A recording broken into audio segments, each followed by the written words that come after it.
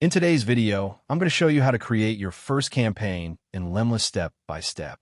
First, log into your Lemlist account by visiting Lemlist and accessing your dashboard. Once you're inside, click the Create Campaign button. Lemlist will make you choose if you want to get started with a template or do everything manually. At the top, give your campaign a name so it's easy to identify later.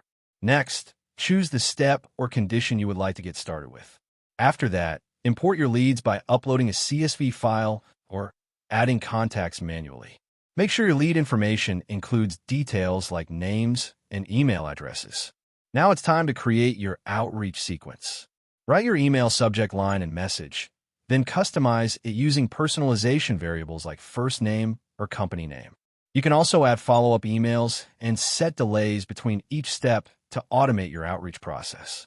Once everything looks good, review your settings, choose when to send the campaign, and click Launch Campaign. And that's it. You've successfully created your first campaign in Lemlist. Thank you for watching this video. Please feel free to use the affiliate link in the description.